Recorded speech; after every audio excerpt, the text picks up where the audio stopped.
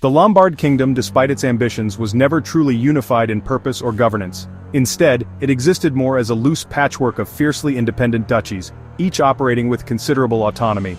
These regions often clashed, hindering any sense of collective identity. Each duchy was ruled by its own powerful duke, a figure who wielded significant influence within their territory, and often acted as a sovereign in their own right. The king's authority, while nominally supreme, was mostly symbolic, a figurehead struggling to exert real control over these independent entities. This royal power was constantly undermined by dukes who prioritized their own interests and ambitions, often at the expense of the kingdom's overall stability and cohesion.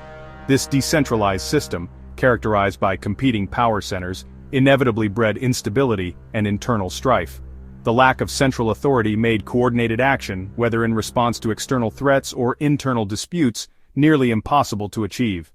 The crown itself was technically elective, chosen by the dukes rather than inherited through a clear line of succession. This system often led to the throne being seized through violence and intrigue, as ambitious dukes vied for power. The result was frequent coup, power struggles, and devastating civil wars that further weakened the kingdom. In times of crisis, the king couldn't reliably count on the dukes for military support or resources. Each duke was primarily concerned with guarding their own power base and protecting their own interests. The kingdom lacked a professional, standing army loyal solely to the crown and capable of enforcing its will. Instead, it was forced to rely on the unreliable levies of the dukes, whose commitment was often questionable. This inherent fragmentation left the Lombards perpetually vulnerable to external aggression and internal collapse. They were unable to present a united front or mount a cohesive defense against external threats, making them an easy target for more unified powers. Ultimately, the state's very structure, built on shifting sands of individual ambition, was a ticking time bomb. It was only a matter of time before a powerful enemy would emerge to exploit its deep divisions and bring the kingdom crashing down. The Lombards' uneasy relationship with the Catholic Church, marked by periods of tension, fueled further instability within the Italian peninsula. Though they converted from Arianism to Catholicism, their conversion was relatively recent. Mistrust lingered, especially as Lombard kings threatened papal lands directly. The popes, losing Byzantine protection, saw the Lombards as existential threats to their very independence.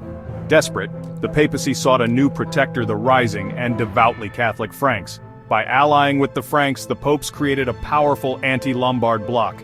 This alliance shifted the balance of power in Italy, isolating the Lombards diplomatically and militarily. The papacy's move effectively sealed the Lombards' fate, inviting Frankish intervention. The stage was now set for the Lombard Kingdom's downfall. While the Lombard Kingdom began to fragment, beset by internal squabbles and a lack of centralized authority, their grip on the Italian peninsula weakened considerably. The once formidable power was now splintering into smaller, less influential territories. To the north, the Franks, under the ambitious and capable Carolingian dynasty, were consolidating their power. They were diligently building a centralized, highly professional military force, a stark contrast to the decentralized Lombard armies. Their army, heavily reliant on a powerful cavalry, proved to be far superior to the Lombards' reliance on local levies and less trained militia. Simultaneously, the Byzantine Empire, once a dominant force in the region, saw its influence gradually fade, creating a power vacuum in Italy that the Franks were eager to fill. Recognizing the shifting tides, the papacy strategically crowned Pepin the Short as king of the Franks, thus securing a powerful alliance and Frankish protection against their enemies. Pepin, fulfilling his commitment, invaded Italy, decisively defeated the Lombards in battle, and generously gifted conquered land to the Pope, effectively founding the Papal States and solidifying papal temporal power. This act, however, only intensified the existing Frankish-Lombard rivalry, setting the stage for future conflict. The stage was now set for Charlemagne, a brilliant military strategist and ambitious ruler, to enter the scene. The Lombards, already weakened by internal division and a lack of strong leadership, simply couldn't compete with the superior Frankish organization and resources. Their military might was unmatched in the region, and so when conflict inevitably came, the Lombards found themselves facing a superior, united enemy on all fronts, sealing their fate. The stage was set for a dramatic shift in power. The final blow came when King Desiderius, driven by ambition and perhaps a touch of desperation, challenged the Franco-Papal alliance. He made the bold, some would say reckless, decision by invading papal lands, directly threatening the heart of the Church's power. Pope Adrian, facing imminent danger, and with his territories under siege, called for help from across the Alps. And Charlemagne, ever the defender of the faith and eager to expand his influence, responded with a swift, decisive action.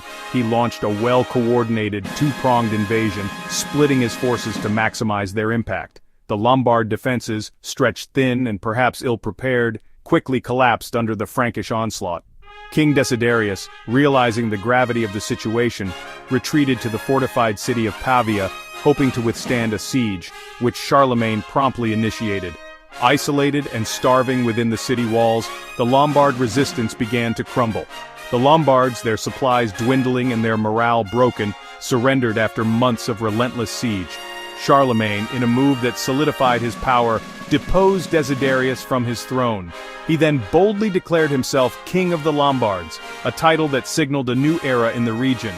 With this act, he effectively ended their kingdom, absorbing it into his growing empire. The conquest was not merely a stroke of luck, but the culmination of decades of internal Lombard weakness. It was also a testament to the rising Frankish strength, fueled by Charlemagne's ambition and military prowess. The fall of Pavia, therefore, marked the definitive end of Lombard independence in Italy. More significantly, it heralded the undeniable rise of Charlemagne's empire as the dominant force in Western Europe. A fragmented kingdom plagued by internal strife had finally fallen under the weight of a superior power. It was a victory for a united, relentless foe, a sign of things to come under Charlemagne's rule.